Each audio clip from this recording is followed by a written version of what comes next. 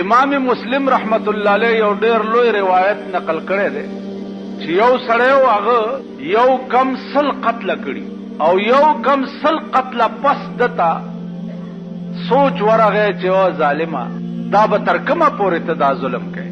اراده یې وکړه چې توبه وباسم او چرته خلق پکار دی چې د هغې په لاس باندې زه د خپلې ګناه اعتراف وکړم او توبه وباسم. په لاره روان دی اوس یو شیخ په لاره مخې ته ورغلی دی ورته ویل حضرت زه خو یو کم سل قتله مې کړي دي او اوس توبه وباسم. شیخ ته بنډه کړې ده ورته وی ظالمه ستا توبه کوم ځای کې قبلېږي ورک شه مخې نه مې پناه شه. دې سړي ورته ووایي چې ښه ده نو دا یو پکې کم ولې دی بیا چې پوره سل یې کبه. شیخ نه هم دا سټو والو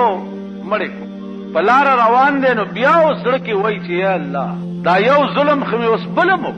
څه اهل الله ورته په مخه راغلي دي نیکان او بزرگان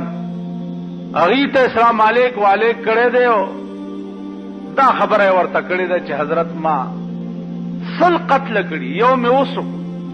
او اوس مې دا نیت دی چې زه توبه وباسم. هغې ورته وویلې چې د الله رحم او کرم چې دی هغه ډېر وسیع دی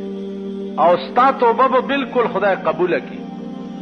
هغه بزرګانو چې دې سړي ورته وایي چې اوس مې اراده د توبې وکړه ویلی هغه مخامخ د نیکانو کلی دی دې ته ورشه پاک خلق پکې اوسېږي او هلته به توبه وباسي او خدای به یې قبوله کړي. چې دی روان شو لاره کې وله مرګ راغی او سات یې قبض شو. سا چې تې وطن و ده دا سینه د هغه نیکانو د کلي طرف ته کړه چې خدایه ته پې پوهې چې ما خو اراده د توبې کړې وه اوس مخکې ته پوهېږه او ستا کار دی. چې سات یې ووته د رحمت او د غضب ملایکې وله رالې د غضب ملایکو وی چې روح یې وړو سجین ته سل قتله یې کړي. د رحمت ملایکو وی د اراده یې د توبې کړې وه مونږ یې روح علیین ته وړو. د دواړه قسمه ملایکو پې جګړه شوه چې پې جګړه شوه الله ثالثي وکړه منځ کې چې جګړه مه کوئ دا سړی وګورئ چې د کوم ځای نه را روان دی د قتلونو ځای تر هغه ځای هم لار ناپ کوي